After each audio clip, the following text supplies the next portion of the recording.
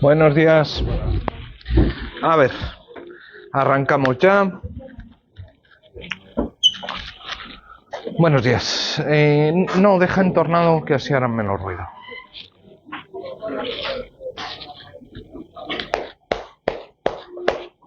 Buenos días. A ver, el último día estuvimos tirando muchas intuiciones, un poco desordenadas, a decir verdad, sobre el punto disposición y norma. Y yo os puse encima de la mesa la intuición de que las normas eran significados. Nosotros hoy vamos a teorizar un poquito más en el sentido de que tengáis unos apuntes más fáciles de captar para que podáis estudiar. Pero esto va a ser en el punto 2.2. En el punto 2.1 lo que quiero dejar claro una cosa que estuve repitiendo varias veces, pero que tal vez no fue explicitada suficientemente como cosa. Y es la distinción entre disposición y norma. Mirad, esto no se ve absolutamente nada, ¿verdad? A ver aquí. Bueno.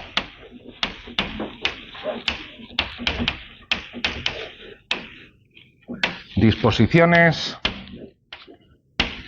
y normas. Mirad, lo que me interesa que tengáis muy claro es que las disposiciones son claramente textos, entidades lingüísticas. Algunos lo llaman enunciados normativos. ¿Vale? Enunciados normativos. Textos jurídicos. Os podéis encontrar multitud de sinónimos, ¿vale? Pero lo que me interesa es que tengáis claro que lo que aparece en el Código Civil, en la Constitución, etcétera, etcétera, etcétera, son textos. Que sean las normas ya es un problema un poquito más complicado, ¿vale? ¿Por qué nosotros vamos a adoptar esta distinción como básica fundamental? La vamos a adoptar como básica y fundamental porque nos sirve mucho, o es imprescindible, mejor dicho, para lo que vamos a explicar de teoría de la interpretación. Nosotros no es que, o mejor dicho, la que os voy a presentar no es la única teoría de la interpretación y de hecho haré referencia a otras, pero para la que yo quiero presentaros, que es la teoría escéptica, es imprescindible la distinción. ¿Por qué la teoría escéptica de la interpretación tiene ventajas? ¿O cuál es la ventaja que hace que nosotros tengamos que adoptar esta distinción? Yo os dije, interpretar es atribuir significado. El significado es el conjunto de condiciones de uso correcto de los términos. Y después equiparé el significado a las normas. Vamos a profundizar un poquito más sobre esto, sobre la equivalencia entre significados y normas en el punto 2.2, pero lo que me interesa mucho es que seamos conscientes, o mejor dicho, adoptamos la distinción entre disposición y norma, porque vamos a sostener, o es posible sostener, que a partir de una misma disposición, como vimos el otro día, obtengamos diferentes diferentes significados. Pusimos el ejemplo de prohibido fumar en clase y salió que esto podía significar prohibido fumar en el aula o prohibido fumar durante la duración de las clases, sean online o sean presenciales. Por lo tanto, a partir de diferentes significados, que obtenemos diferentes normas. Solo la teoría escéptica es capaz de dar cuenta de esto, ¿vale? Solo la teoría escéptica es capaz de dar cuenta de este problema. Y para nosotros va a ser, no voy a decir el problema, pero sí uno de los problemas fundamentales, básico, fundamental, ¿vale?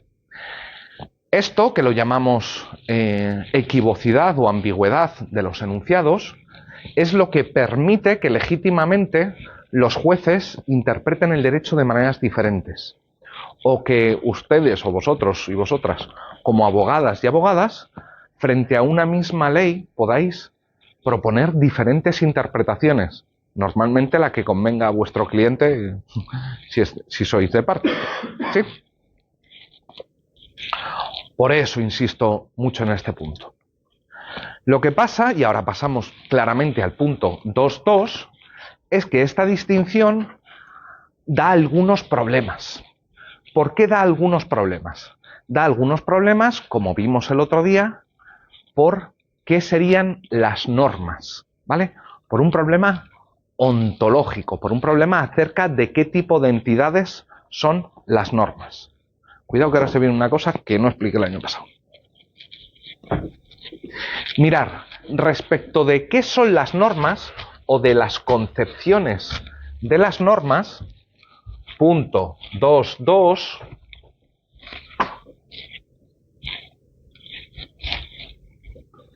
vamos a ver básicamente dos posiciones. La primera es la posición o concepción hilética o semántica de las normas.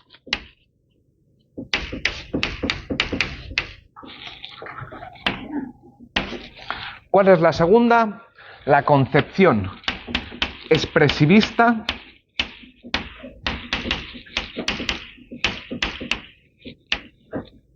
o pragmática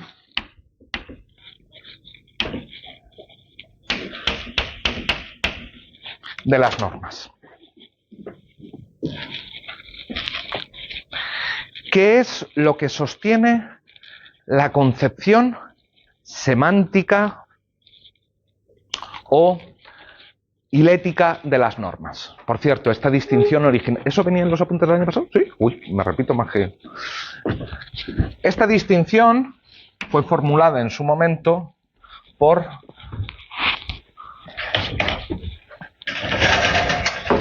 Carlos Alchourrón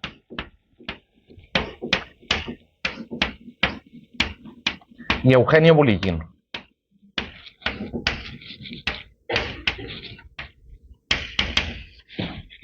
No hace falta que os aprendáis los nombres, pero esto es cultura jurídica. ¿Vale? Decían Alchourrón y Bullikin, la concepción hilética o semántica de las normas equipara las normas plenamente con el significado de las disposiciones, con el significado de un texto.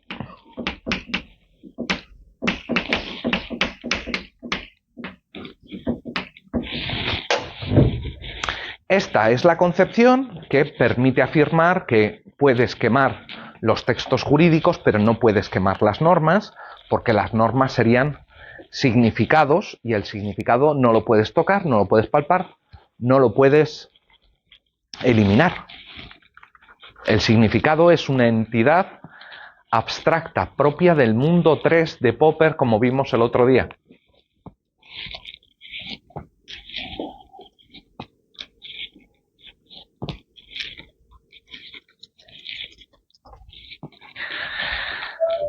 ¿Cuáles son las desventajas de esta teoría o de esta concepción?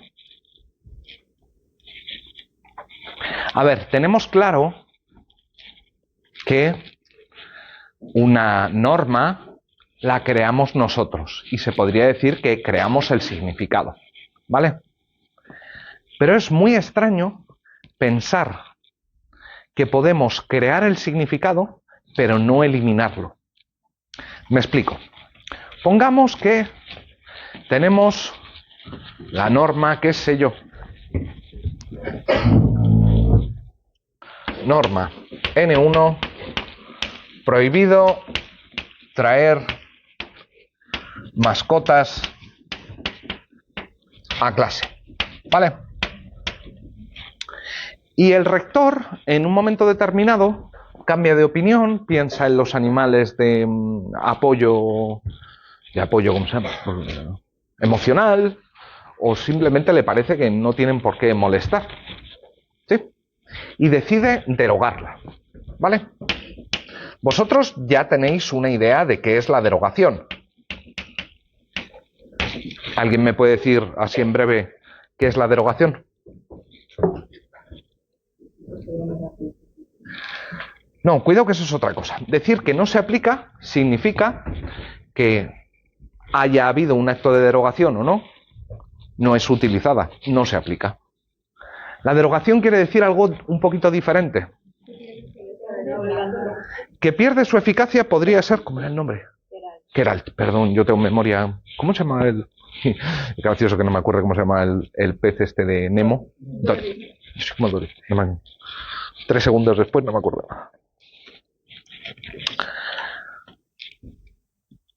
Que pierda la eficacia es lo mismo que decía Geralt. Alguien más había dicho algo. Que deje de tener vigencia. Si me cuentas qué es vigencia... Vale, que se elimine del ordenamiento. ¿Pero qué quiere decir? ¿Cómo? Que no tenga efecto, que se deje sin efecto. Que no es obligatoria, que se deje sin efecto. O sea, se podría dejar sin efecto en el sentido de que no fuese ya aplicada. Pero entonces volvemos a lo que decía Geralt. Esto puede suceder más allá de cualquier acto del legislador. Que deje de ser obligatoria. A ver, ¿hay normas en nuestro ordenamiento que no son obligatorias? Por ejemplo. Con lo cual tampoco las dispositivas. Hay varias. Con lo cual tampoco... Deja de formar parte de nuestro ordenamiento. Eso me gusta más. Deja de formar parte del ordenamiento. Lo que sucede en términos gráficos es lo siguiente. Tenemos una norma N1 que forma parte del ordenamiento jurídico y que sale del ordenamiento jurídico. ¿Vale? La norma ahora está fuera. Antes estaba dentro. Pero esto no significa destruirla. Significa que la norma deja de pertenecer, no que deja de existir.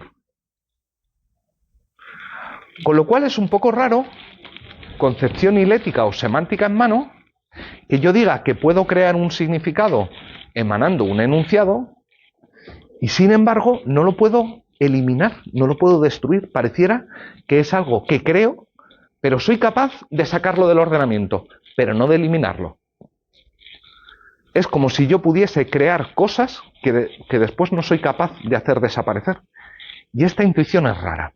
Esta intuición es rara porque si parece que las normas son productos humanos, decir que la puedo crear pero no la puedo eliminar, ahí hay algo raro. Ahí hay algo raro. No es el único problema de la concepción hilética o semántica. ¿Por qué? Mirad, la concepción hilética o concepción semántica cree que las normas, como decíamos, son significados. ¿Significados de qué?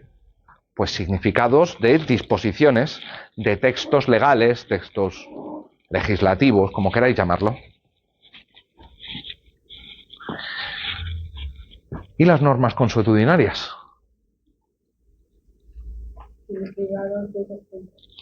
¿Significados de costumbre? ¿Qué significa decir significado de costumbre? ¿O qué es el significado de una costumbre?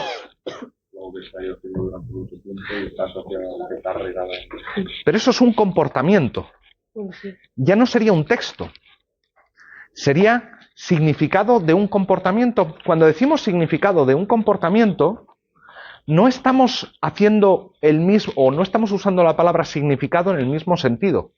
Lo que estamos diciendo cuando decimos significado de la costumbre, entendiendo costumbre como la reiteración de una serie de actos porque se piensan que son debidos, ese significado no es la norma consuetudinaria, son las razones por las que un sujeto actúa de determinada manera. El sujeto actúa de una determinada manera porque piensa que hay una norma, pero la norma y el significado de la acción no son lo mismo. La concepción hilética o semántica tiene problemas para dar cuenta de las normas consuetudinarias, claramente. Venga, vamos. Cuando yo digo que ¿cuál es el significado de la costumbre? Definamos qué es costumbre. Un comportamiento que requiera del tiempo y tenemos la convicción de que... Vale, tenemos la convicción que es una norma. Cuando decimos el significado de la costumbre, ¿estamos haciendo referencia a la norma o estamos hablando de otra cosa? Estamos hablando de otra cosa. Por lo tanto, ahí el término significado no significa lo mismo. Cuando decimos que la concepción hilética, para la concepción hilética, las normas son el significado de los enunciados o de los textos normativos, no podemos dar cuenta de las normas consuetudinarias porque en las normas consuetudinarias falta precisamente el texto. Alguien me podría decir, bueno, pero también hay compilaciones o recopilaciones de costumbres. Digo, sí, vale, perfecto, pero ese texto lo que pretende es reflejar una norma que ya existía antes, ¿sí? Cuando alguien recopila las costumbres, lo que hace es ir a buscar normas, pero esa norma no puede ser el significado del propio texto. ¿Sí? No hay significado de las normas consuetudinarias. No hay significado de las normas consuetudinarias. Pareciera que si son significados, las normas consuetudinarias no dependen del texto, o no hay texto alguno. Y entonces, ¿qué significado de qué?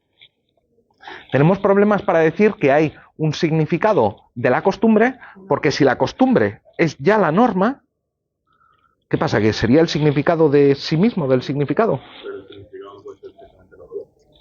¿El significado puede ser la acción? Hombre, nosotros hemos definido el significado como conjunto de propiedades correctas o propiedades de uso correcto de un término o expresión. Esto no lo puedo predicar de una acción. No puedo decir que hay un conjunto de normas sobre cómo es la acción o que algo cuente como acción. Eso sería otra norma. ¿En qué consiste la acción? Como la norma acerca de las promesas. Ahí sí. Pero pareciera que cuando tengo la consuetudinaria no hay un texto al que yo pueda referirme para decir que es significado de otra cosa. ¿Sí? Vale. Y 3, tampoco puede dar cuenta de las normas implícitas. Las normas implícitas van a ser unas grandes compañeras a lo largo de este curso. Muy importantes.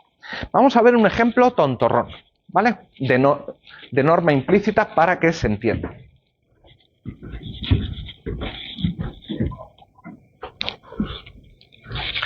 A ver, borro esta parte.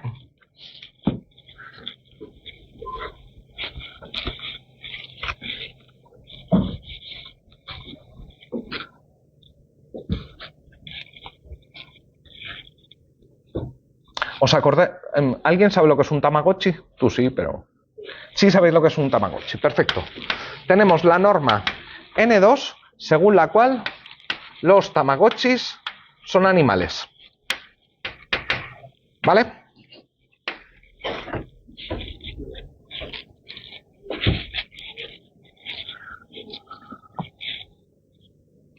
¿Cómo está calificado traer Tamagotchis a clase? Prohibido. ¿Cómo lo sabemos? Pero esa no te dice nada sobre los Tamagotchis. Pero como otra norma dice que son animales... Mirar, eso. Mirar, esto es una norma que, perdón, presuponemos que hay un enunciado. Y aquí presuponemos que hay otro enunciado. El problema es que tenemos la norma N3, prohibido traer Tamagotchis, que esta norma no es producto de este enunciado ni de este enunciado. Esta norma es una consecuencia lógica de N1 y N2. ¿Ha llegado el legislador y ha dicho prohibido traer Tamagotchis?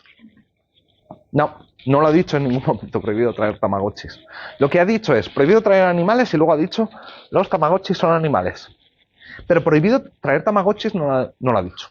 Si esto es así, N3 sería una norma, efectivamente. Una norma que es deducida a partir de N1 y N2, que sí son normas formuladas, sí son normas expresas.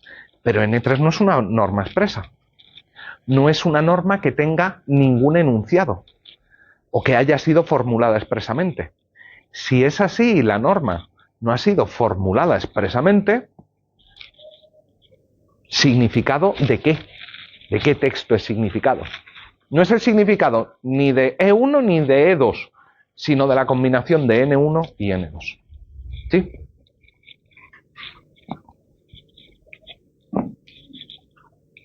Pero ya tiene texto, ¿qué más da entonces? ¿Qué más da entonces? Lo que nos interesa es que si lo que nos estamos preguntando es qué son las normas y estamos respondiendo que las normas son significados, ¿vale? Nosotros podemos deducir esa norma y no hay mayor problema, entre comillas. Pero el caso de la norma implícita, deducida lógicamente, nos pone en el brete o nos pone en el dilema de decir, bueno, ahí no hay exactamente texto. No hay un texto que respalde directamente eso. Porque el significado de E1 y E2 no es prohibido traer tamagotchis. Es, por un lado, los tamagotchis son animales, que significa lo que significa, y prohibido traer mascotas, que significa lo que significa. Yo puedo llegar a esto frente a la combinación no de los enunciados, sino de su significado, de las normas. Por lo tanto, también voy a tener problemas desde la concepción hilética o semántica para dar cuenta de las normas que son consecuencia lógica de otras normas, un tipo de norma implícita. ¿Vale? ¿Bien? ¿Te convencí, Queralto? Más bien poco. Más bien poco, que te conozco ya. Bueno, ¿qué hay de la concepción expresiva o pragmática? Expresivista o pragmática.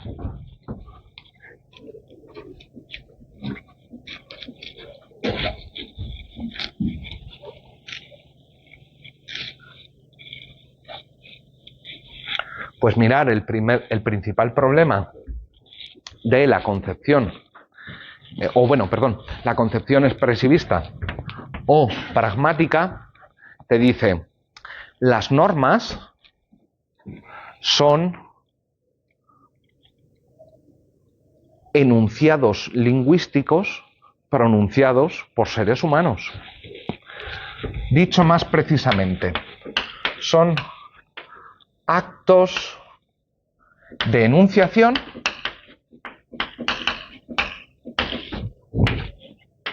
y su resultado.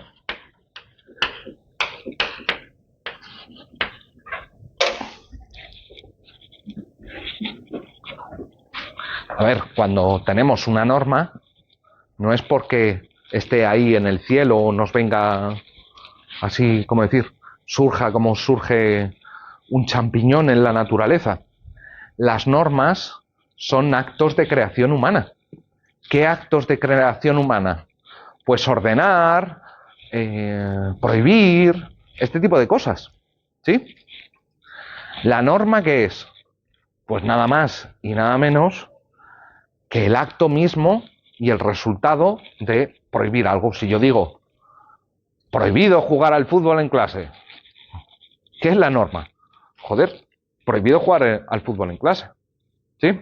El texto de por sí no significa nada, requiere de un acto, o sea, no es que no signifique nada, pero que requiere de un acto de enunciación, porque no es que nos encontremos los textos normativos así como si fueran eventos naturales, nos los encontramos porque alguien los ha puesto ahí, alguien ha dicho X, alguien ha dicho prohibido jugar al fútbol o prohibido traer tamagotchis a clase. ¿Sí? Bien, nos hemos perdido con esto. ¿Solo un poco? Es como que lo tienes que decir para que sea una norma, ¿no? Claro. Según la concepción expresivista o pragmática, bueno, Para que exista una norma, alguien la tiene que poner. El derecho o las normas no son objetos naturales, no son cosas que salgan de la naturaleza. Lo que son las normas son producto de la creación humana. La producción humana, ¿cómo? Mediante actos de prohibición, de obligación, órdenes, mandatos, este tipo de cosas. Pero si son actos de enunciación, entonces la costumbre está en la misma. ¿La costumbre está en la misma? ¿En qué sentido? Que no hay un acto de enunciación. Son actos que hacemos reiteradamente, pero no hay enunciación. Efectivamente. La concepción expresivista también lo lleva crudo para dar cuenta de las normas consuetudinarias. Este es el primer problema de la concepción expresivista. De nuevo, la costumbre.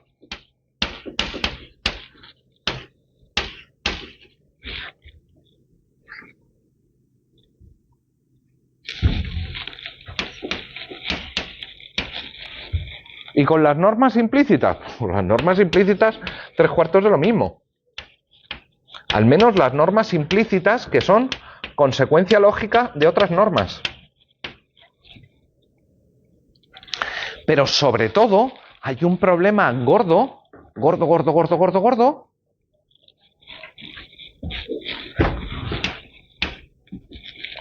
que es el problema de la derogación.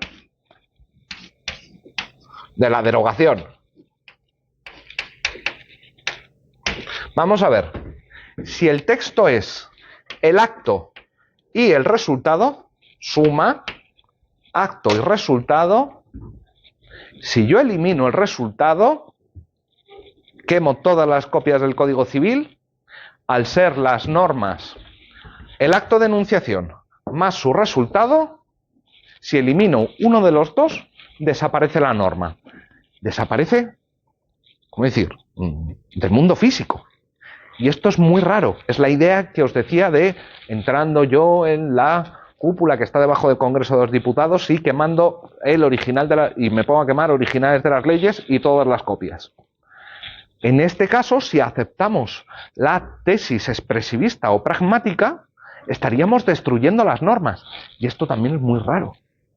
Es sumamente raro. ¿Qué quiere decir el resultado? El resultado de un acto de enunciación, ¿cuál es?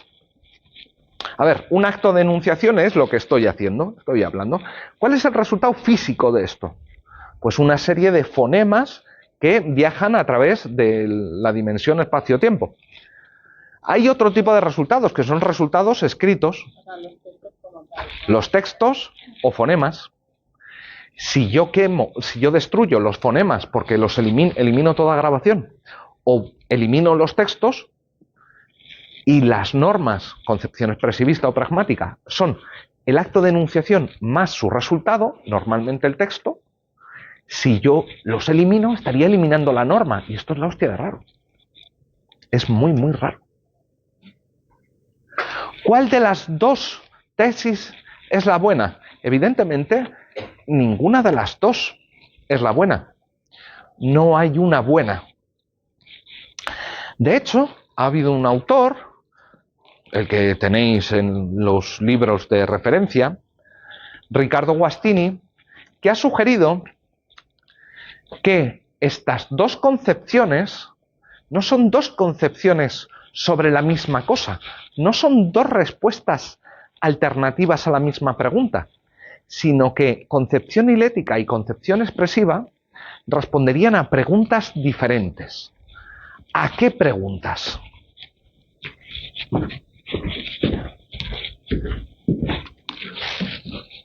En opinión del bueno de Ricardo,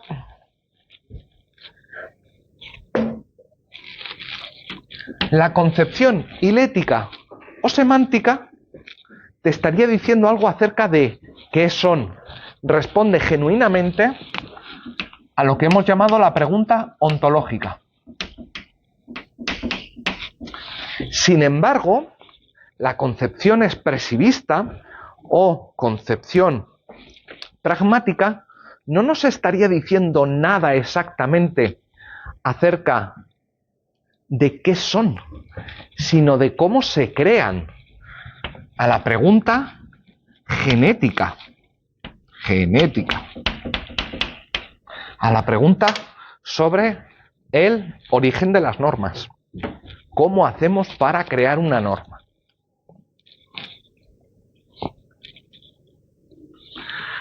¿Resuelve esta salida de Guastini diciendo no existe incompatibilidad entre la concepción hilética y la concepción expresiva? ¿Por qué? Porque en realidad responden a preguntas diferentes. Uno responde a qué son y la otra a cómo se crean. ¿Sí? ¿Nos sirve para salir del atolladero? Veámoslo un segundo. Estamos diciendo, la concepción hilética en realidad es la buena, la correcta respecto de qué son las normas. ¿Sí? ¿Qué tipo de entidades son? Son significados. Pero esto nos vuelve a dejar con los mismos problemas, al menos en relación con las normas consuetudinarias y las normas implícitas, en las que hemos dicho que no hay texto y por tanto es absurdo decir que hay un significado. Si no hay texto, no puede haber significado. Por lo tanto, nos deja un poco mal. La concepción expresivista o pragmática acerca de cómo se crea una norma es correcta. A ver, si lo que estamos pensando es en actos de creación legislativa o similares, bueno, sí, así se crea una norma. Cuando llega alguien y la pone encima de la mesa. Cuando la dicta, la emana, como queráis decirlo.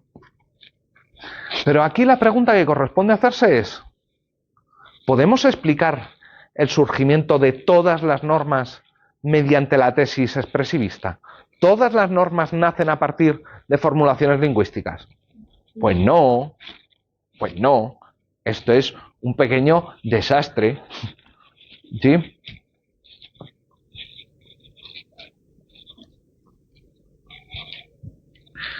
¿Hay alguna forma de, insisto, de salir del atolladero?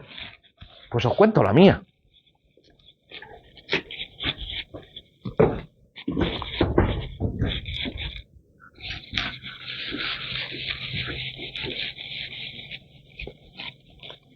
Yo, por decirlo así, no es que tenga problemas en decir que existe, como os dije el otro día, las normas, o Harry Potter, o la bruja de la bola de cristal, la bruja vería, ningún problema. Para mí todas esas cosas existen. Harry Potter para mí existe, no en el mismo sentido que existes tú, pero existir existe perfectamente. ¿Por qué? Porque, vamos a ver, si la cosa va de entender o de conocer el mundo, tengo que preocuparme por qué significa realmente que algo exista, o tengo que poder comunicarme, entender, dar cuenta de cómo es la realidad. Si el objetivo es poder hablar de las cosas que hay y poder comunicarme acerca de qué es un Potterhead, pues parece que para entender qué es un Potterhead o para entender el fenómeno que produjo Harry Potter, necesito la entidad Harry Potter. Porque si no, ¿qué hago? Me refiero siempre a las ideas que tuvo J.K. Rowling a la hora de... Es un poco raro, es súper forzado. Es súper forzado. ¿Existe Harry Potter? Bueno, todo el mundo habla de Harry Potter. Bueno, todo el mundo. Hay un montón de gente que habla de Harry Potter. Le atribuimos propiedades. La gente se cabrea porque Hermione Granger en la obra de teatro era una actriz negra y la gente montó en cólera. ¿Cómo hago para explicar eso si no presupongo la existencia de Hermione Granger y de Harry Potter? Pues es muy difícil. Es muy difícil. ¿Cuál es el problema de admitir que existe Harry Potter? ¿Nos hace peores personas o algo así? En realidad no tiene ninguna importancia. Admitamos el conjunto de entidades que necesitemos para entendernos, para comunicarnos. Insisto, no puedo entender el fenómeno de las obras de J.K. Rowling si no entiendo, o sea, si no admito la existencia de una entidad que, por supuesto, gilipollas no, O sea, no pienso que Harry Potter exista como una persona normal y corriente. No, no, no. Pero que hay una entidad que se llama Harry Potter y que sí, a lo mejor las personas pueden llegar a olvidarla un día, sí, pero que es algo que no es exactamente dependiente de lo que pienses tú, ni de lo que piense Geralt, ni de lo que piense nadie, incluso de lo que piense la propia Rowling. Sí, imaginaos, yo que sé, que llega la Rowling y mañana te dice que Harry Potter en realidad es como Superman, es un marciano. ¿Y qué es lo que hace? Dice, esta mujer se le ha ido la olla. Harry Potter no es un marciano. ¿Y a qué tiene sentido el discurso? Joder, sabemos quiénes eran sus padres, sabemos que le hieren, sabemos un montón de cosas. ¿Tiene sentido el discurso sobre Harry Potter? Incluso más allá de Rowling. ¿Sí? Ya, ok. Admitimos la existencia de sentidos, significados, varias cosas. Pero, ¿qué especialidad o qué característica singular tendrían las normas respecto de de esos otros tipos de entidades no físicas, o entidades ideales, o entidades abstractas, que lo caractericen? ¿Qué tendrían de particular las normas? Pues mirar, en cierto sentido las normas no tienen nada de particular. Me explico. Las normas, en última instancia, son algo así parecido a los significados, son muy parecidos a los significados.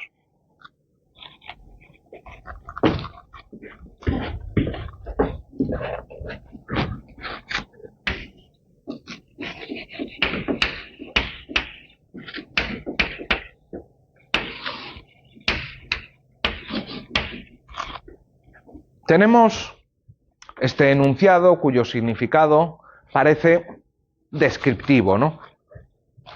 Puerta cerrada.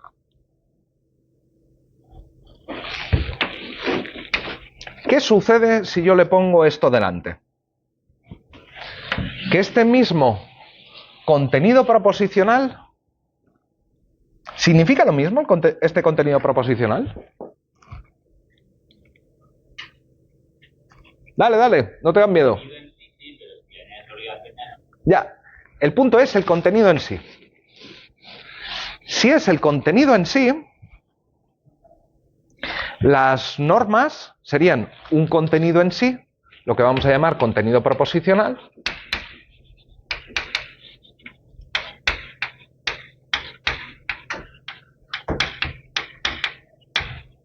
al que se le ha añadido algo. Este obligatorio. ¿Qué es este obligatorio? Mirad, ya lo veremos en su momento, pero para definir, no, de hecho no lo vamos a ver, para definir qué es obligatorio, podemos sudar sangre a grandes cantidades. ¿Sí? Yo lo que diría es que este operador deóntico obligatorio a lo que hace referencia es al uso que los sujetos hacen del contenido proposicional puerta cerrada. ¿En qué sentido? Puerta cerrada significa, puerta cerrada, no significa más. Cuando yo le añado el obligatorio, lo que estoy haciendo es, desde un punto de vista pragmático, este es el punto, estoy usando ese contenido proposicional, puerta cerrada, en una función directiva, en una función de orientar el comportamiento. Las normas, ¿qué serían? No exactamente significados, sino contenidos proposicionales. Un contenido proposicional no está necesariamente asociado a ningún texto, es eso, algo muy parecido a un significado, pero que no es exactamente lo mismo. El contenido proposicional, ¿cómo decir?, es independiente del texto. ¿Algo de singular? Sí, que ese contenido proposicional es usado en función directiva o normativa. Por tanto, ¿qué son las normas? Contenidos proposicionales en función directiva. Y ya está. Es una especie de significado, pero no necesariamente el significado de un texto. Es un contenido proposicional que es usado pues para dirigir el comportamiento, prohibir, obligar, hacer cosas que la gente no estaría dispuesta a hacer si no existiese ese contenido proposicional usado así. Pero esto tiene que ver con lo que decía de Harry Potter y eso, no entiendo. Volvamos a Harry Potter. A ver, para la concepción expresiva, ¿qué es lo que existe? Para la concepción expresiva solo existen los textos o los fonemas y sus actos de enunciación. ¿Sí? Para un expresivista no está dispuesto a aceptar que existen cosas en el mundo más allá de los textos y los actos de enunciación de esos textos, la escritura de esos textos. Esto es lo que has dicho antes, que era el resultado. Sí. Vale. Para los expresivistas sostienen que no existen entidades ideales en el mundo como Harry Potter o como los significados o como las normas, si por norma estamos entendiendo algo diferente al acto de enunciación más el resultado del acto de enunciación. ¿Sí? Sin embargo, hemos dicho, esta concepción expresivista o genética da muchos problemas. ¿Sí? Yo me pregunto, ¿tiene sentido que hablemos de la existencia de Harry Potter de manera diferente a lo que pienses tú, lo que piense yo, o incluso lo que piense la Rowling? Te digo, sí, claro que sí. Sí. Sí, porque lo que decía, si la Rowling dice mañana que Harry Potter es marciano, pues vamos a decir, ¿no? Y la discusión tendría sentido. ¿A qué? Tendría sentido. Por tanto, aunque los expresivistas sostengan que solo debemos aceptar la existencia de actos de enunciación o sus resultados, les vamos a hacer a los expresivistas o pragmatistas. ¿Qué son las cosas que realmente existen? Las cosas que realmente existen no son únicamente aquellas situadas espaciotemporalmente. Son también aquellas que existen en otro plano, en otra dimensión. Lo que vimos el otro día del mundo 3 de Popper.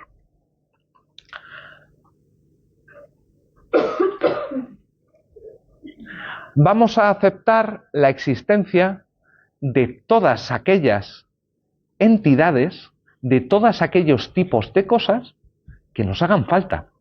Hombre, nos hace falta, yo qué sé, los gamusinos. Los gamusinos igual no. Harry Potter, joder, para entender el fenómeno, no, voy a uno más clásico. ¿Existe Don Quijote? Hostias, ¿cómo no va a existir el Quijote?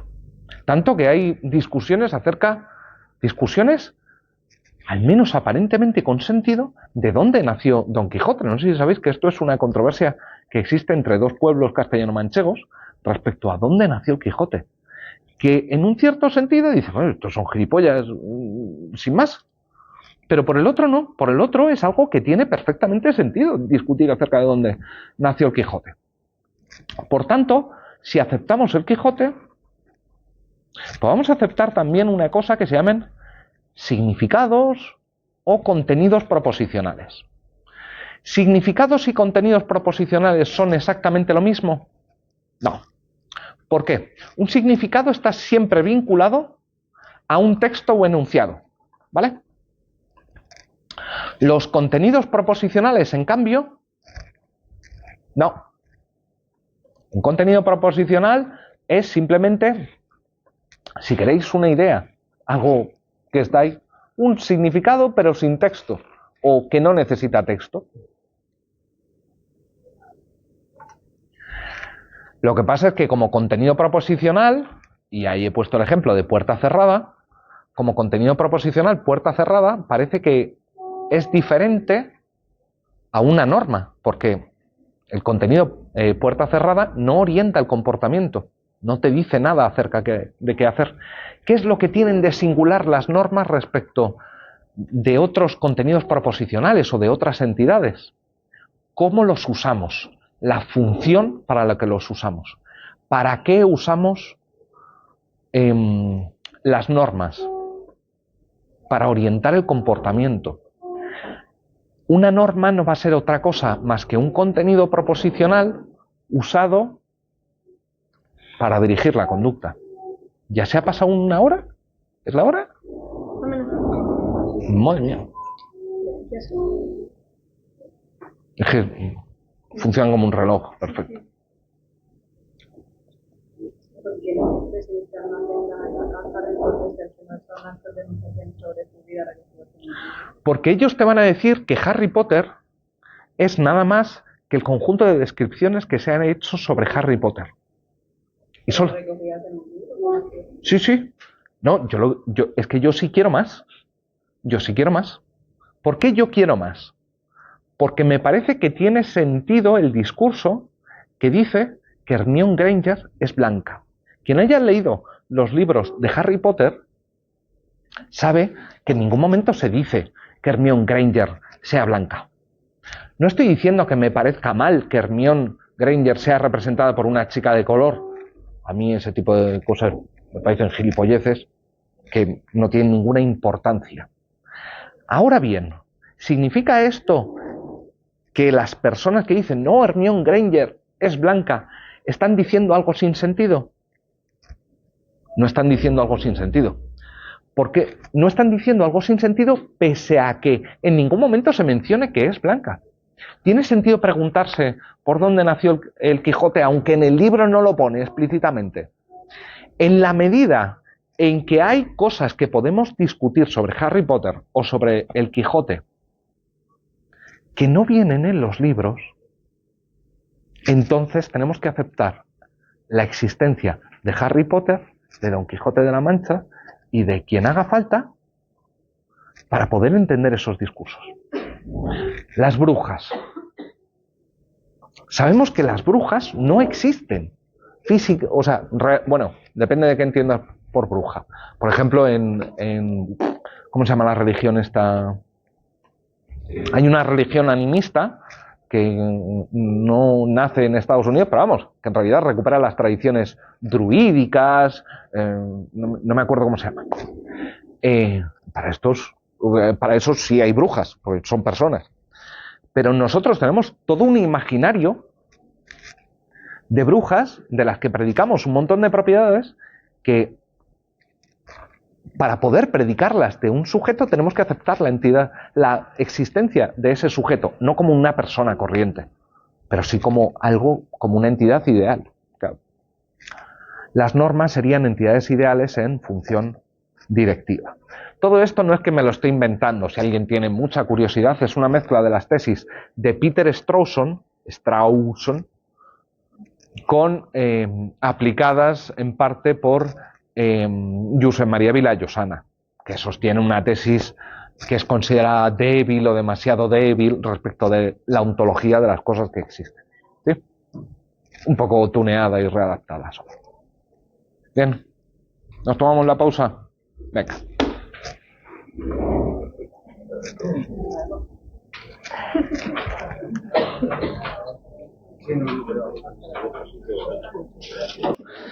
A ver,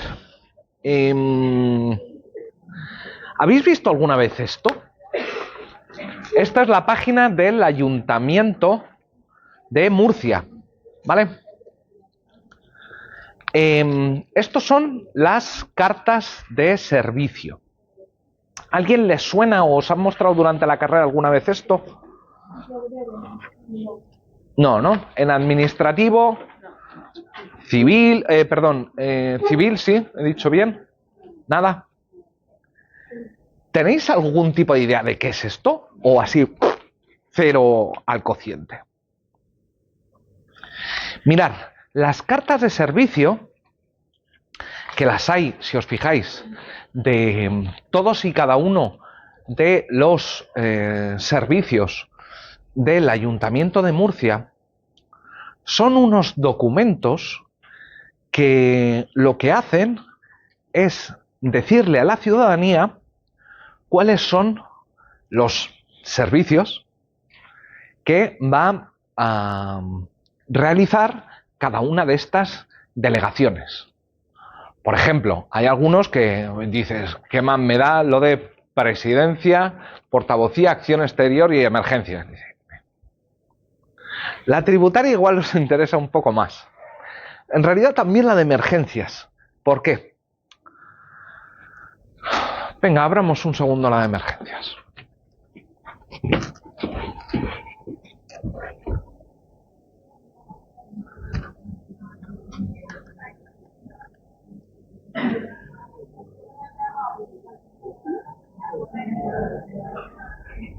Mirad, una primera cosa interesante. Junto a la carta de servicios, que la tenéis, que ahora la abriremos en PDF, tenemos otros documentos que son el grado de cumplimiento anualmente o cada 2 años, ¿vale? Que te muestra hasta qué punto el ayuntamiento ha cumplido con esto. El documento... este es particularmente corto. Los hay algunos que son larguísimos. Mirad, vayamos a una cosa tonta. Si soy capaz.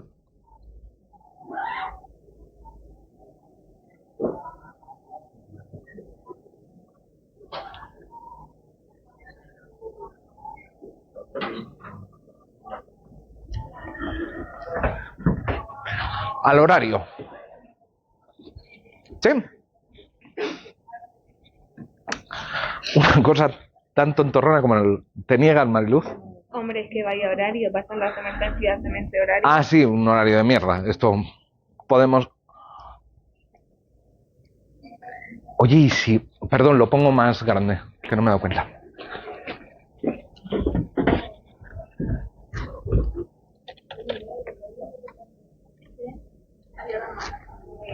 ¿Hay horas más?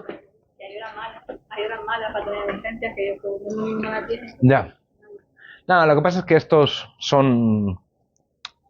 O sea, es oficina, no es que sea el propio servicio de emergencias. Pero tú ponte que, yo qué sé, trabajas hasta la 1 y tienes que hacer alguna gestión con este servicio. Yo qué sé, tienes que presentar un plan de emergencias porque quieres construir, yo qué sé, en algún sitio que es inundable, ¿vale? Y aparte de irte a la Confederación Hidrográfica, te dicen que tienes que presentar un informe aquí. Tú sales de currar a la 1, llegas a la 1:30 y aquello está todo el puto día cerrado. O sea, a la 1:30 no hay nadie. Y tienes un problema porque tienes que retrasar el inicio de tus obras, tienes que, retrasar el inicio de las obras, y se tarda más en hacerlo todo y a lo mejor tu proyecto no ha sido evaluado en el tiempo razonable y a lo mejor has construido mal porque no te llegó en hora o suficientemente pronto el informe. ¿Diríais que esto tiene algún tipo de relevancia jurídica?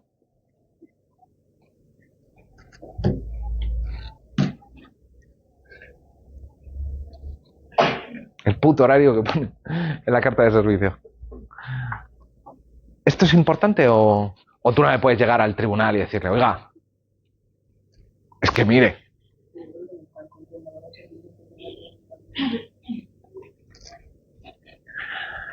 Mirar, las cartas de servicio es uno de los ejemplos claros de, y voy a dedicar esta hora a hablar de, soft law. Las cartas de servicio se considera claramente que no son obligatorias y que no comprometen a las administraciones que las dictan. Claramente no, eso dicen las propias cartas de servicio. De hecho, la mayoría de cartas de servicio, o al principio o al final, te dicen, este documento no es obligatorio. Es un compromiso político respecto de lo que va a hacer la administración. Por cierto, no es que sea solo el ayuntamiento. También tienes las cartas de servicio hasta arriba de la universidad. Hay tropecientas cartas de servicio de la universidad. Este es de la Oficina de Atención a la Diversidad. Pero hay tropecientas. Si tú te matriculaste en la universidad viendo la carta de servicios, decías, la Universidad de Murcia ofrece atención a la diversidad de una manera tal, como pone en la carta de servicios, que parece que me da seguridad porque yo qué sé, soy una persona no binaria o lo que queráis. Si después me encuentro en problemas, yo puedo decirle a la universidad, pero cabrones, si digo demasiados tacos en clase, ¿no? Igual me pasa. Bueno. Pero listillos. ¿Esto qué? O sea, ¿os habéis comprometido a? Pero aunque no es obligatorio, han creado alguna expectativa que por eso has elegido dicha universidad. Mirar, una forma de hacer es de darle relevancia jurídica a estas cartas de servicio es un poco lo que decía Queralt, a través de la noción de legítima expectativa. ¿Vale? Yo tengo la legítima expectativa. Lo que pasa es que probar cuando ha habido una legítima expectativa es bastante satánico. Hay casos claros de que sí. Pero si abrimos esta carta de servicios, probablemente te va a poner cosas que no sé si te sirven para generarte una expectativa legítima porque sean suficientemente precisos. Hay casos en los que sí entra a través de expectativas legítimas. Os pongo un ejemplo tonto que afectó a España o a entidades bancarias españolas. Y es que salió el presidente de la Comisión Europea, no recuerdo cuál era, diciendo que no se iba a tomar una determinada medida contra los bancos españoles. Que no se iba a tomar esta medida. Unas declaraciones del presidente de la Comisión. ¿Sí? ¿Qué es lo que sucedió poco después? Que las tomaron. ¿Y qué es lo que alegaron estos bancos? Dijeron, mira, eso fue un acto de soft law que generó legítimas expectativas. ¿Quién nos dio internacional? ¿Privado? Público. Esperanza Orihuela. Esperanza Orihuela. Y María José Cervel. Bueno, no sé si sabéis quién es Juan Jorge Piernas. Eso. Sí. No lo has dicho muy bien.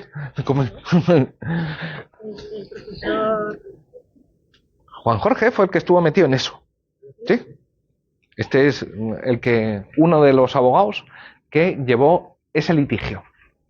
Y lo que pasó fue que se colgaron de unas declaraciones del presidente de la comisión e hicieron ahorrarse a los bancos millones de euros, literalmente, millones de euros.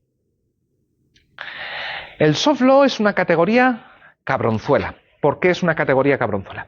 Es una categoría cabronzuela porque surge original, esto sí que no viene en los apuntes porque esto sí es nuevo, 100% original.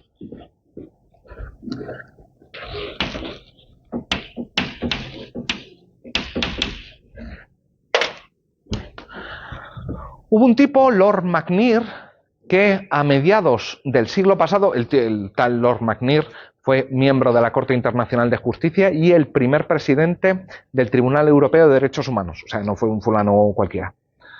Usó la expresión por primera vez, o formuló la expresión soft law, ¿para qué? Para dar cuenta de... Pues no se sabe muy bien para qué lo usó, no quedó claro.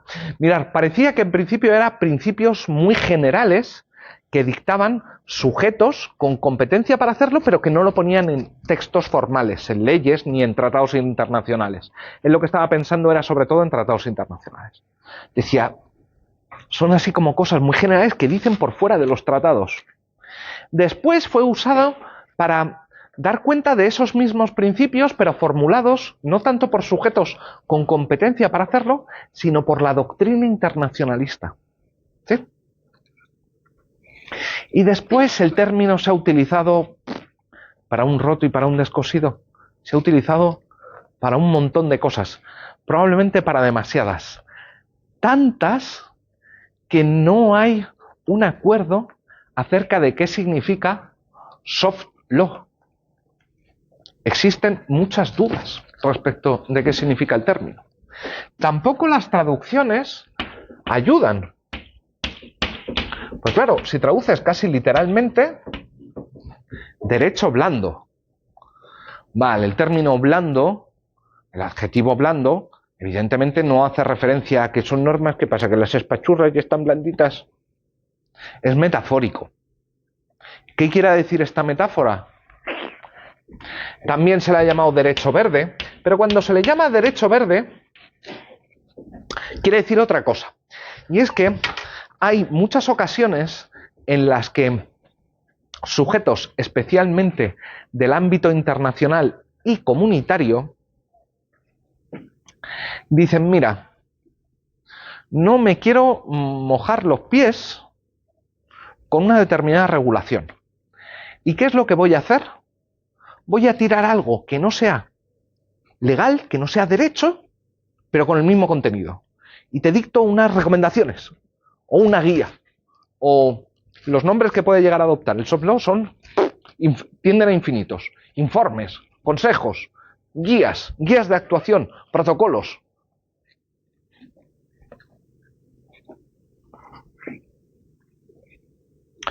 O el derecho verde hace referencia a el prederecho. Es decir, cosas que primero se prueban como soft law, como derecho blando, pero con la intención de después pasarlos a hard law, a derecho como Dios manda, a derecho a través de las fuentes formales. Pero este no es el uso más común, de hecho despista un montón. Este de derecho verde, ponerlo muy entre paréntesis, como casi una notita, pero este no es el significado central de soft law. Hay una traducción que a mí me convence un poco más, pero que también tiene 1,5 millones de problemas, que es derecho indicativo. Suenan también un poco contradicción en los términos. La semana pasada vimos que había unos actos del lenguaje que son indicativos y que sirven para señalar, describir el mundo, básicamente. Derecho para describir el mundo, raro. Eso suena un poco raro. Derecho para describir el mundo. Pero tiene un punto. O sea, veamos. Mirad, la noción más común, aceptada, suscrita hasta el aburrimiento. Si abrís cualquier artículo de soft law, lo primero que os vais a encontrar... No lo primero. Lo primero es que hay un caos de definiciones y lo segundo os vais a encontrar la siguiente definición. De un tipo llamado Francis Snyder. Aunque hay otras 70.000 que se parecen un montón. Pero lo que te dice Snyder, primero que son normas. ¿Sí? El soft law son normas.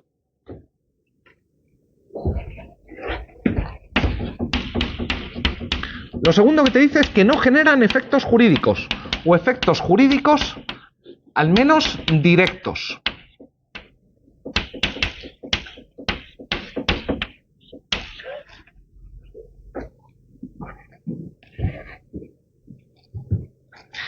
Y que tienen capacidad para orientar el comportamiento.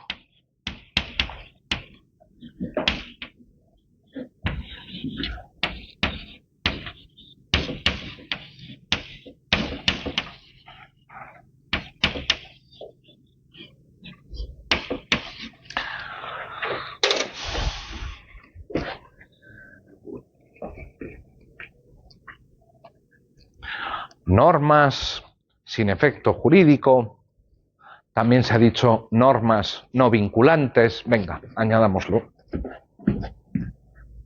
Normas no vinculantes.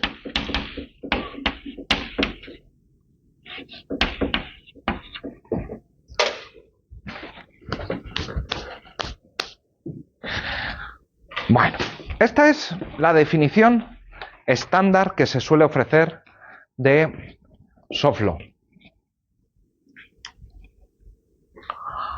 Es un desastre esto, no hay por dónde cogerlo en realidad. Ya, para empezar, la noción de norma no vinculante suena un poco rara, ¿no? Norma, no norma.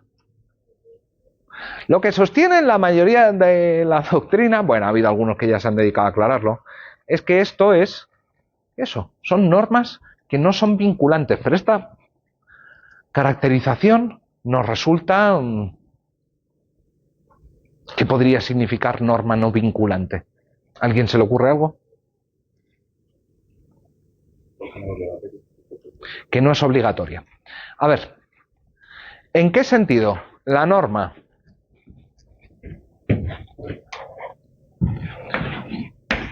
obligatorio venir a clase puede ser no obligatoria? No, pero que no obligatoria, o sea, no es vinculante para la persona que la crea. Vale, ¿qué significa entonces vinculante? Que el que la crea no tiene por qué cumplirla.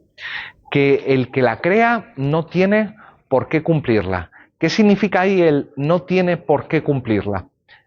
¿Es una cosa, hay razones naturales que te hagan que no tienes que cumplirla? ¿Qué significa? Que no genera perjuicios y no lo cumple. Hombre, tú ponte que tenemos la norma de prohibido pasar en rojo en los semáforos. Son las 4 de la mañana, es una calle estrecha, con plena visibilidad, estás tú solo y cruzas. ¿Genera algún perjuicio?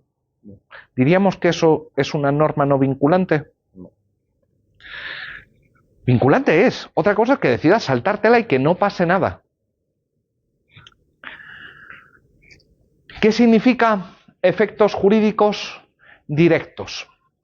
Mirad, cuando se hace referencia a la noción de efecto jurídico directo, bueno, lo que se está tratando de explicar, o lo que se está tratando, sí, de explicar, lo que se está tratando de explicar es que estas normas no vinculantes, ahora veremos un poco más qué significa, no generan cambios de posiciones jurídicas. Y ahora vamos a explicar esto.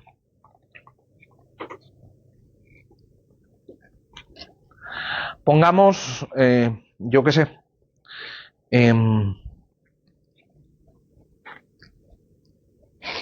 os digo, mañana obligatorio todos venir con zapatillas azules. Zapatillas azules se convierte en obligatorio. Era una acción antes no calificada jurídicamente y que yo como profesor, que puedo hacer lo que quiera en su clase, incluso obligaros a llevar zapatillas azules, pues he cambiado vuestro estatus jurídico o el estatus jurídico de llevar zapatillas azules. Así he generado un cambio en el ordenamiento jurídico. He cambiado una posición jurídica directamente. Algo que no estaba prohibido o algo que no era obligatorio, ahora lo es. Se dice, el soft law no genera efectos jurídicos directos. Una recomendación, una carta de servicios, una guía de comportamiento, no cambia el estatus jurídico de ningún comportamiento. No hace que lo que estaba permitido jurídicamente ahora pase a ser obligatorio o pase a estar prohibido. No cambia.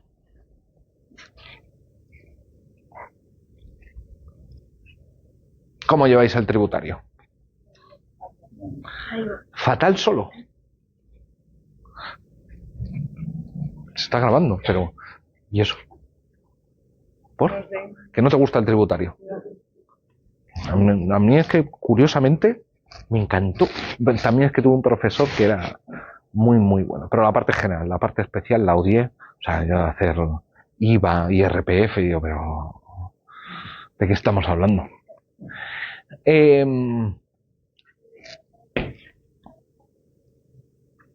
¿Alguien os ha hablado de los problemas de doble tributación internacional? Mogollón. ¿Sabéis entonces lo que son los tratados de doble tributación internacional? Sí.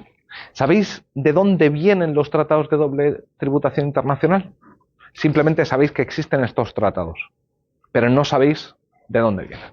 Venga, os cuento yo un poco de dónde vienen los tratados de doble tributación internacional.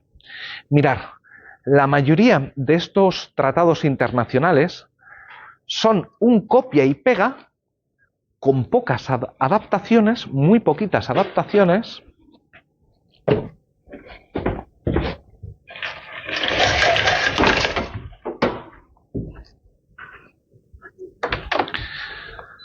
respecto del modelo de tratado de no imposición, de no doble imposición internacional, formulado por la OCDE, aquella organización que se creó después de la Segunda Guerra Mundial, ¿sí? Países desarrollados de la OCDE.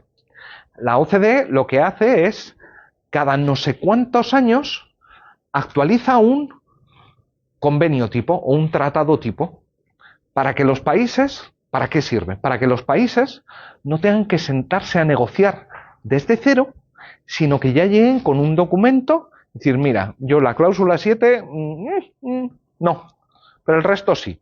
Y claro, si esto es así, joder, es infinitamente más fácil y barato y rápido firmar un tratado de doble imposición o doble imposición internacional. Esta es una de las características que se dice también del soft law, que es rápido, es barato. En cierto sentido sí, es rápido y barato. Alguien podría decir que el documento, el modelo de tratado de la OCDE, funciona como soft law. Los estados no tienen ninguna obligación de usar el tratado de la OCDE, no tienen ninguna obligación de firmarlo con las mismas, y lo hacen masivamente, pero masivamente. ¿Sí? Pero no es tanto lo que me interesa, o no es el modelo lo que más me interesa de esto. Por costumbre. Bueno, si fuese costumbre, entonces sería fuente del derecho internacional. Cuidado. Aquí lo que se podría decir es que por costumbre se está haciendo esto. Sí, pero ¿en qué se basaría esta costumbre? Yo lo que sospecho, como os diré, es que esta costumbre viene, o si recurrimos tanto al modelo de la OCDE y a otros documentos de soft law, es porque los consideramos autoritativos en algún sentido. A ver, si nos juntamos Paco y yo y sacamos un modelo de tratado de doble imposición y decimos, firmado o by Paco y Álvaro, ¿creéis que alguien acudiría a él? Igual lo promocionamos, hacemos una campaña de publicidad de estas brutales y conseguimos llegar a todos los ministerios de Asuntos Exteriores y ministerios de Economía. Y ¡acá! A lo loco. Pero hay una diferencia. Que Paco y yo no somos la OCDE. Paco y yo no somos la Organización Internacional del Trabajo, que manda directivas, o sea, manda recomendaciones. No somos un órgano, somos Paco y yo. Si Paco y yo nos constituimos en un órgano y nos ponemos unas siglas así bonitas y un letrero grande y alquilamos un edificio, ¿qué te cagas? Pues a lo mejor. Pero si aparecemos como Paco y Álvaro, no. Este dato es más importante de lo que parece, pero luego insistiré en él.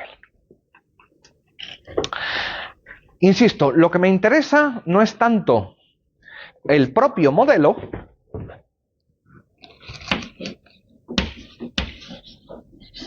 sino otra cosa.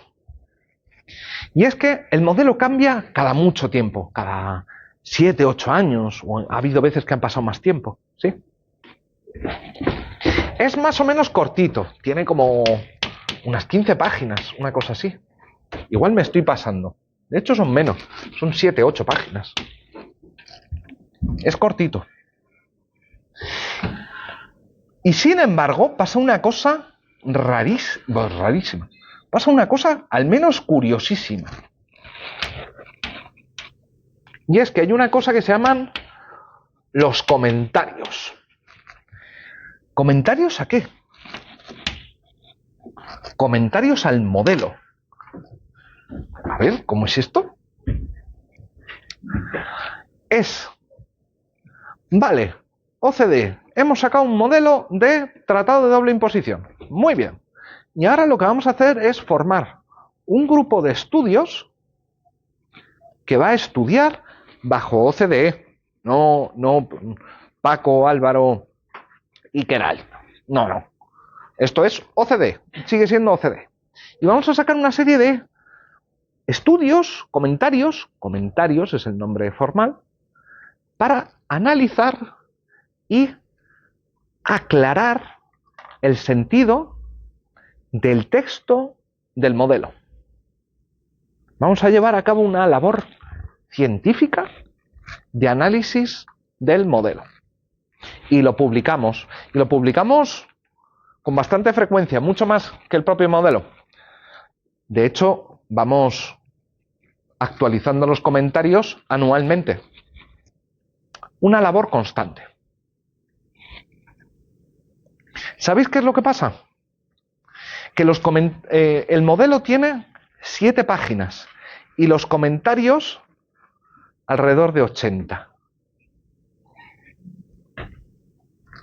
¿Qué ha pasado ahí? ¿Cómo puede ser que el modelo tenga 7 páginas y los comentarios 10 veces más? ¿No será que los comentarios dicen algo más que el modelo?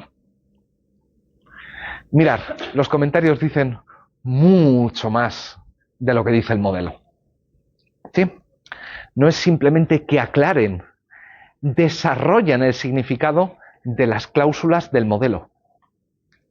Profundizan en el modelo, profundizan en el sentido de que añaden cositas. ¿Sí? ¿Y por qué nos cuenta este hombre esta cosa tan traumática de derecho tributario? Pues por una razón bien importante. Imaginemos lo siguiente.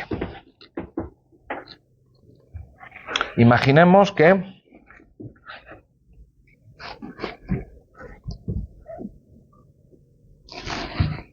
tenemos el modelo de 2018, ¿vale? Y que España y Austria, fuera de la Unión, Argentina, firman su tratado de doble imposición en 2019. Y que tenemos unos comentarios de 2020. ¿Vale? ¿Puedo usar los comentarios de 2020 que, comillas, interpretan, desarrollan el modelo de 2018 para entender el acuerdo España-Argentina? Repito. Tengo un acuerdo de 2019, basado en el modelo de 2018, pero tengo unos comentarios de 2020. ¿Puedo usar los comentarios para entender esto?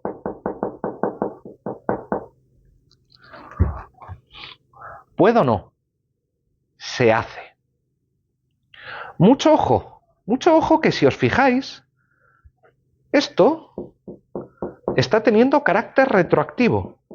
Es decir, unos comentarios publicados en 2020 afectan a la interpretación de un tratado internacional firmado entre dos países soberanos antes de la emanación de los comentarios.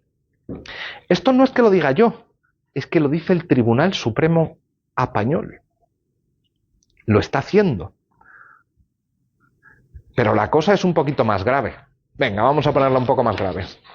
Pongamos que tenemos un modelo de 2023. Y claro, cambia el modelo y ¿qué es lo que pasa? Que tenemos nuevos comentarios. Unos comentarios de 2024. Y tenemos la mala suerte de que 1 de enero de 2025 se nos produce un litigio con Hacienda de algún listillo que ha estado ahí moviendo capitales más de lo debido. A ver, el convenio aplicable, si la cosa es España-Argentina, es este, claramente. La pregunta es, ¿qué comentarios son los aplicables? Ojo. Estos son los que se han hecho aplicables.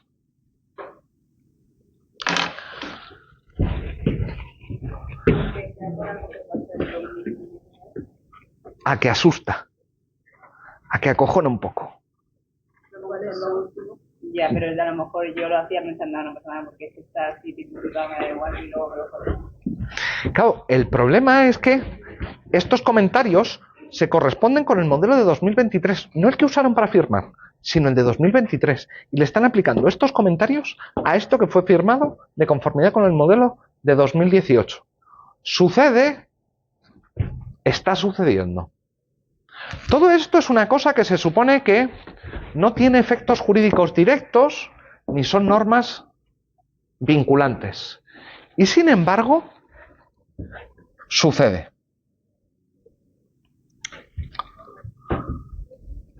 Capacidad de orientar el comportamiento. Bueno, lo que se dice es que pese a ser normas no vinculantes, en efecto consiguen orientar el comportamiento. Sobre todo, ¿por qué consiguen orientar o en qué sentido consiguen orientar el comportamiento?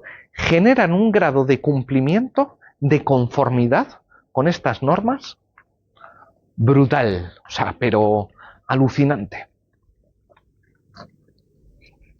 Os cuento un casito, otro así un poquito sangrante. Si son normas no vinculantes, efectos jurídicos, todo el tema de la imposición. ¿Que por qué son sin efecto, Vale, perdón, que esto a lo mejor debería explicarlo. Debería haberlo explicado. ¿El modelo es un tratado internacional? Esto lo hace la OCDE por su cuenta. ¿Los comentarios son un tratado internacional? ¿Por qué coño esto va a tener efectos jurídicos? Es algo que está haciendo la OCDE por su cuenta sin preguntarle a los estados. Se juntan y... Os cuento otro caso curioso. Por ejemplo, ¿quién os ha dado civil estos años? Carlos. No, bueno, no lo sé. ¿Alguna vez os han hablado de protocolos médicos? En civil 2. ¿Por qué? Porque viene a determinar tremendamente la responsabilidad. La lex artis profesional viene determinada en gran medida, no exclusivamente, en gran medida, por los protocolos médicos. Los protocolos médicos son aprobados por... Médicos. Exactamente, por los médicos y solo por ellos. No por el ministerio, por los propios médicos. Y como esto pasa en un montón de sectores. Colegio de abogados. Colegio de abogados, la normativa del Colegio de Abogados es un Juan Palomo, yo me lo guiso, yo me lo como. Nosotros nos regulamos a nosotros mismos. La autorregulación también entra dentro del fenómeno del soft law. Pero también algunas cosas un poco graves. Esta ya, la que os he contado, es suficientemente grave. ¿Por qué? Porque os habrán contado en tributario que uno de las cosas que más tienen metidas en el corazón los tributaristas es el principio de legalidad. No hay tributo sin ley previa. Y si os cuento, mejor, os cuento un caso de derecho penal. En 2001, o a partir de 2001, del 11 de septiembre de 2001, la gente se volvió un poco loca. ¿Por qué se volvió un poco loca? Pues hubo unos piraos que decidieron, ¿cómo decir?, jugar el blanco con edificios muy altos, Torres Gemelas, Pentágono, ese tipo de cosas. Y bueno, estos estaban como putas cabras. Pero después el mundo se volvió un poco loco. O sea, sí, ¿para qué nos vamos a engañar? Lo de la lucha contra el terrorismo, igual se nos fue un poco de las manos. Pero bueno, nada, esto olvidadlo. Lo que sí puedo contaros es que a la gente o se llevaron a cabo muchos tipos de acciones. Muchos tipos de acciones para combatir no tanto el terrorismo interno nacional, sino el terrorismo internacional. Entre estas, los que sabían del tema dijeron: rastrea el dinero. O sea, si quieres joder a los terroristas, lo que tienes que hacer es irte a por su pasta. ¿Sí? Y se creó un grupo internacional conformado por 20 y pocos estados, que estábamos los amigos. Estábamos los europeos, grandes potencias, los japoneses, los australianos, nosotros, los argentinos, todo aquel que hubiese tenido algún problemilla con el terrorismo interno, metido en el ajo. Los irlandeses, por supuesto. Todos estos estaban metidos. ¿Y qué es lo que empezaron a hacer? Empezaron a dictar una serie de orientaciones sobre cómo detectar y qué hacer cuando ves que hay tráfico o hay dinero negro que sospechas que puede estar financiando el terrorismo. ¿Sí? Era casi como un conjunto de instrucciones dictadas ¿por quién?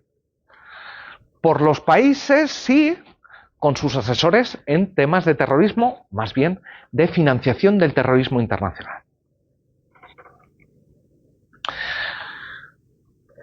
Esto no es ningún tratado internacional. No hay ningún tratado internacional sobre este tema. ¿Por qué? Porque se sabe que es muy difícil ponerse de acuerdo en un tratado internacional. Y a la gente le urgía, porque la gente quería medidas rápidas en contra de la financiación del terrorismo internacional. Había que atajar la cosa a toda velocidad. Con lo cual no tiene forma de tratado internacional. Eso es lento. Tiene forma de recomendaciones. Lo que pasa es que esas recomendaciones incluyen definiciones del delito de blanqueo de capitales que está siendo aplicado por los propios tribunales cuando se encuentran con un caso de financiación del terrorismo. Además es bien curioso porque esos son 23 países y los que no son de esos 23, estos ignoran esas normas. No, de ignorarlas nada. ¿Sabéis por qué no las ignoran?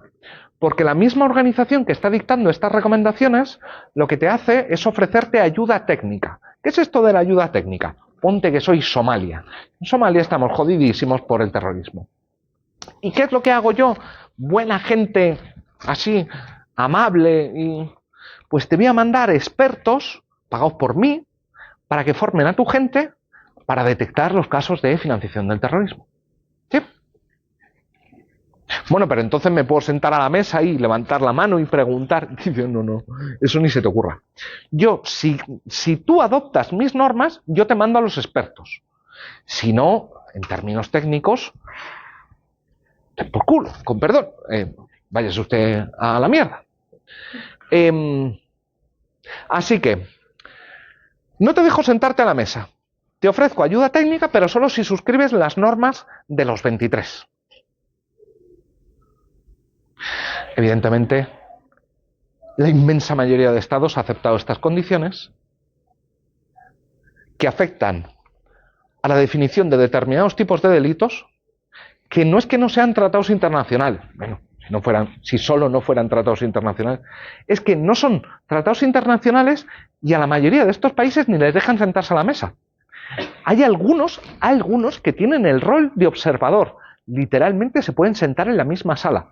Yo vi alguna foto de estas reuniones y lo primero que dije es, hostia, si son todos blancos. Todos. O sea, no hay uno que no sea blanco. Luego me fijé y dije, ay, no, hay uno que parece asiático. Pero hasta ahí, el resto eran todos. ¿Por qué? Pues somos los que tenemos la sartén por el mango. Los países que tenemos la sartén por el mango son especialmente blancos. Detalle, alguien podría decir sin importancia, pero que dices, ¿dónde se produce más terrorismo en el mundo? ¿En el primer mundo o en el tercer mundo? Y si sacan las estadísticas, no es en el primer mundo, es en el tercer mundo. Y de esos ninguno sentado a la mesa. ¿Sí? El soft law tiene estas cosillas, es rápido, es útil, lo que pasa es que tiende a favorecer la posición de los más poderosos frente a los más débiles. A ver, el soft law puede ser privado, venir de organizaciones. La OCDE es privada, pública. No es que coincida exactamente con los estados, pero digamos que está ahí. Y te puedes encontrar cosas tanto públicas como privadas. Privadas en el sentido de que los estados ni pinchan ni cortan. Por ejemplo, los casos de autorregulación, lo del colegio de abogados, los médicos, ¿esos son normas obligatorias? ¿Vinculantes? No. ¿Generan efectos directos jurídicos? No. Jurídicos no. Público, tanto público como privado.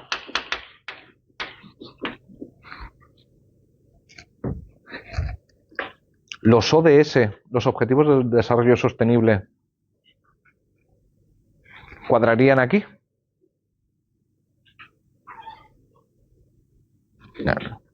Sí, yo sí. Una de las cosas que se suele hacer simpáticamente con el soft law, te dicen, esto no es vinculante, tú no te preocupes. Los Objetivos del Desarrollo Sostenible, pues, a ver, que queremos que los cumplas. No es que simplemente te esté contando aquí una milonga. Que lo hagas. Pero no te voy a sancionar. Este es el punto, que no te voy a sancionar. No voy a utilizar mecanismos de cumplimiento coactivo institucionalizados.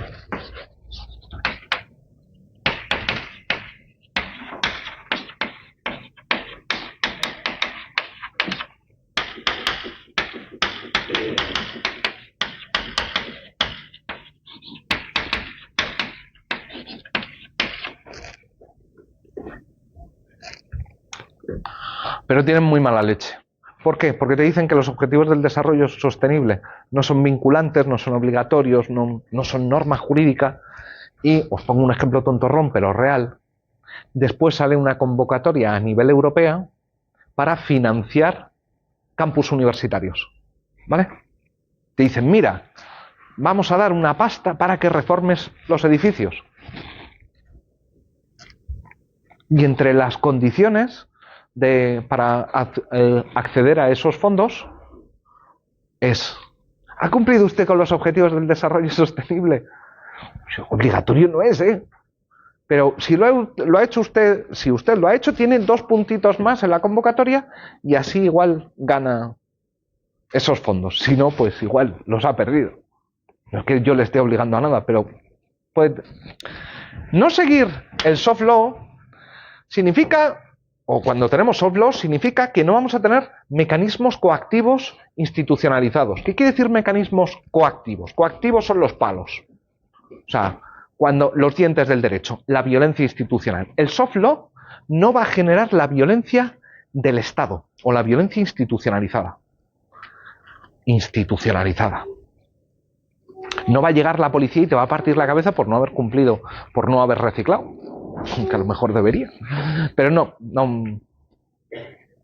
Pero ojo, que no tenga mecanismos coactivos institucionalizados no significa que no haya sanciones. Lo que pasa es que esas sanciones no las llamamos exactamente jurídicas. Una ya os la he contado.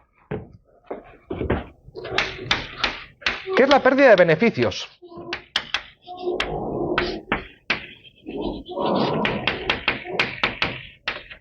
Pero hay más.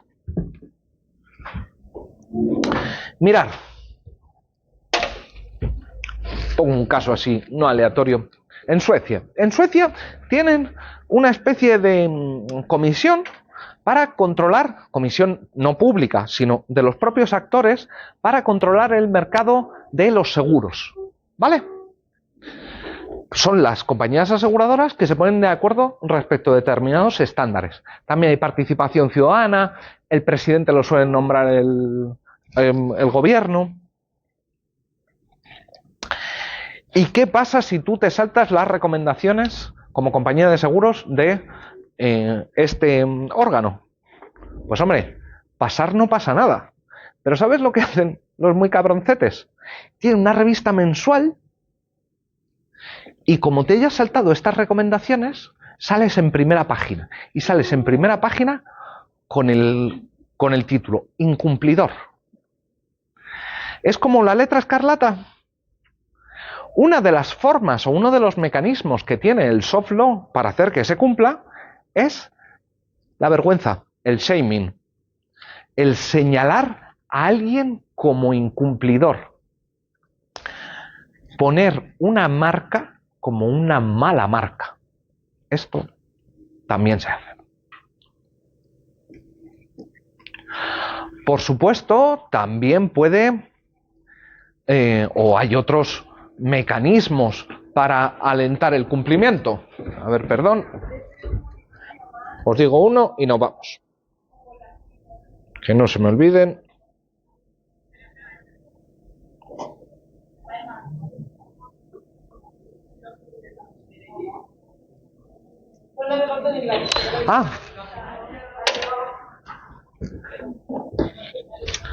Perdón. El hecho de que no haya sanciones jurídicas o que no haya consecuencias jurídicas no significa que el soft law sea algo completamente extraño al derecho o que no pertenezca al derecho. Os señalo un punto y ya está. Proposiciones no de ley. ¿Sabéis lo que son las proposiciones no de ley? ¿Sí? ¿Se os acordáis de qué son las proposiciones no de ley? No os acordáis. Bueno, las proposiciones no de ley son textos que puede aprobar el Congreso de los Diputados que no son leyes, son simplemente declaraciones, ¿sí? Pero declaraciones que salen de ahí. A ver, por supuesto, con una proposición no de ley, con el texto de una proposición no de ley, nadie te va a venir a sancionar, ni nadie te va a venir a retorcer la oreja por no haber hecho lo que pone la proposición no de ley. Informes y recomendaciones de la Comisión Europea. En el artículo 288 del Tratado Fundacional, 288 si no me está fallando la memoria, se prevén una serie de fuentes, la directiva, el reglamento, y al final vienen dos, que son informes y recomendaciones. Y lo que dice el tratado es, los informes y recomendaciones no serán vinculantes, ¿vale? Lo que hace situarlos en la esfera o en el ámbito del soft law.